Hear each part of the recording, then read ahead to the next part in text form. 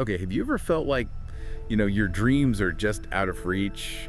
Like you're capable of more, but something's holding you back? You're not alone there. It's like we create these inviolable limits in our minds. Yeah, totally. And that's why I'm excited for this deep dive. We're talking thinking big Yeah. and how to break past those limits. And we're not talking vague affirmations. We'll get into tangible strategies to actually shift your mindset for bigger goals. Love it. Where do we even begin with thinking big? Well, first, it all comes down to belief. A genuine belief in your potential. Not arrogance, but true belief. It's a powerful principle. Okay, how does that actually work? Believing in myself won't magically make things happen, right? Right, belief alone isn't enough, but it's the essential first step. Think about it. If you don't think you can achieve something, are you really going to put in the effort to do it? That makes sense. But what if you struggle to believe in yourself? Where do you even start? Focus on small wins. Instead of conquering the world, start with a small, achievable goal, something you know you can do. When you succeed, it reinforces your belief, and you can tackle bigger things. So, like building momentum with small wins. Exactly. As you succeed more, that belief grows stronger, like a self-fulfilling prophecy. I see how thinking big can work, but honestly, excuses are a big struggle for me. Those voices saying you can't do something. We all know those voices, right? And they're persuasive. Our brains try to protect us from discomfort, so they make excuses to stay safe, stay small. Like they're offering justifications to avoid leaving our comfort zone, but then that comfort zone becomes a cage. Right. And the more we give in to excuses, the stronger they get, like a muscle. How do we break free from that cycle then? Change your focus. Instead of why can't I, ask how can I? Find creative solutions instead of dwelling on why it might be impossible. That's a powerful reframing. You take control and look for ways to make things happen. You might be surprised by the resources and opportunities you find when you approach challenges that way. Sometimes the biggest obstacle is just how we see what's possible. Okay, I'm feeling more empowered. But let's be real. Fear holds us back sometimes, even when we want to think big. How do we deal with that? Fear is a natural emotion, but it doesn't have to control you. You can use fear as a compass for growth. Wait, what? How does fear become a compass? Well, fear often comes up when we step outside our comfort zone, when we challenge ourselves. In those moments, fear might be a sign you're on the right track, pushing yourself to grow. So instead of running away from fear, we should lean into it. Yeah. Now, I'm not saying be reckless or ignore risks, but reframe how you think about fear. See it as a sign that you're on the verge of something amazing. That's a powerful shift. But fear can be paralyzing. How do we actually overcome it and take action? One way is through action itself. The more you face your fears, the more you realize they're often not as scary as you imagine. So it's like jumping into a cold pool, scariest before you take the plunge. That's a great analogy. And every time you face a fear and come out okay, you build confidence. You prove to yourself that you can handle challenges. Makes sense. So not about eliminating fear, but having the courage to act despite it. Exactly. And remember, you don't have to face your biggest fears all at once. Start small. Break down those big goals into smaller steps. Each step builds your confidence and makes the next one less scary. Okay, so bluff, excuses, and fear. I'm seeing how these all play into thinking big. But what does thinking big actually look like? Is it these huge, crazy dreams? Not necessarily unrealistic dreams or chasing fame. It's more about expanding your mental horizons, setting higher expectations for yourself, and believing you can achieve more than you think. So not the size of the dream, but the size of your thinking. Precisely. Challenge those limitations and imagine what you could do if you truly believed in yourself. Okay, I get that. But how do we turn those big thoughts into real results? That's where action comes in, and that's what we'll dive into next. Perfect. I'm already feeling inspired to take action. Yeah, action is key with thinking big. You can have the best ideas, believe in yourself, but without action, it's all just dreams. So not just visualizing success, but getting things done. Exactly, and there's this idea, the action bias. We feel more in control when we're doing something, even if it's not the most effective thing. So we trick our brains into feeling confident by being busy. Kinda, yeah. But just being busy isn't enough. Taking action, even imperfect action, builds momentum. You take that first step and things start happening. You see new possibilities, you attract opportunities. A journey of 1,000 miles begins with a single step. Exactly. And each step builds your confidence, reinforces your belief in your ability to achieve your goals. Makes sense. But a lot of people struggle with where to even start. It's overwhelming to look at a big goal, and not know how to break it down. That's where a clear vision is so important. It's like knowing your destination when you start a journey. Gives you direction, helps you stay focused when things are uncertain. So, like a roadmap for your success. Exactly. And once you have that roadmap, you can break the big goal into smaller milestones. Those become your action items, the things you do each day to move closer to your goal. Okay, that feels less overwhelming. But even with a plan, I get discouraged when things go wrong. How do you deal with setbacks and stay positive? Setbacks happen. No one achieves big things without obstacles. They're actually the moments where we learn the most, where we're forced to grow. So it's not about avoiding setbacks, but about learning to handle them. Exactly. And a key thing is to reframe your perspective. See a setback as an opportunity to learn and adjust, not a failure. Like Edison, right?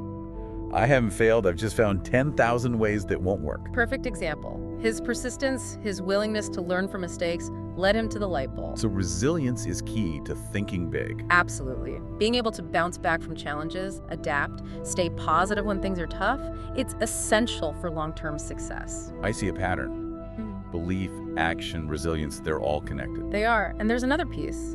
Your environment. Environment. Yeah. Like the physical space we're in. Partly. But also the people around you, the information you take in, the atmosphere you create for yourself. So being intentional about creating an environment that supports your goals. Yes. Think about it. If you're surrounded by negativity, doubt, limiting beliefs, it's hard to stay positive and focused on your goals. Hey, like trying to grow a plant in bad soil. It might survive, but won't thrive. Exactly. Same with your mental environment. Negativity and self-doubt make it hard to think big. How do we create a more supportive environment then? Start with awareness. Look around you. Are people supportive, encouraging? Do they believe in you? Yeah. Is the information you consume inspiring? Is your physical space organized and good for creativity? Good questions.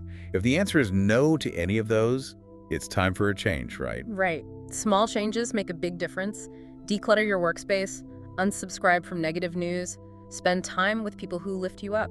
Like a mental spring cleaning. Exactly. And just like a good spring cleaning makes a space more inviting, a positive environment helps you think big and achieve your goals. Okay, this all makes sense. But I'll admit I get so caught up in daily life that I lose sight of the big picture.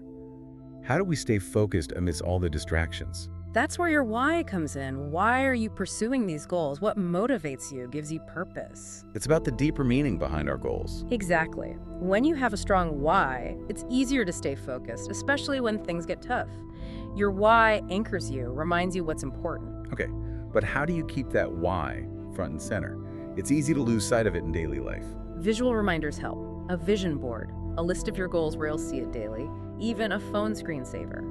Keep those goals and your why top of mind. I like that. Little nudges throughout the day. Exactly. And try affirmations and visualizations. Spend a few minutes each day visualizing yourself achieving your goals, feeling that success, affirming your belief in yourself. Like a mental workout, training your mind to focus on what you want.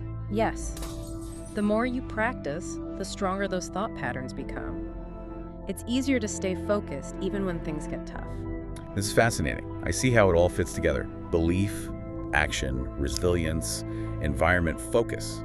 A holistic approach to life. Exactly. It's not one single thing. It all works together to support you, to push you toward your goals. Okay, we've talked about a lot.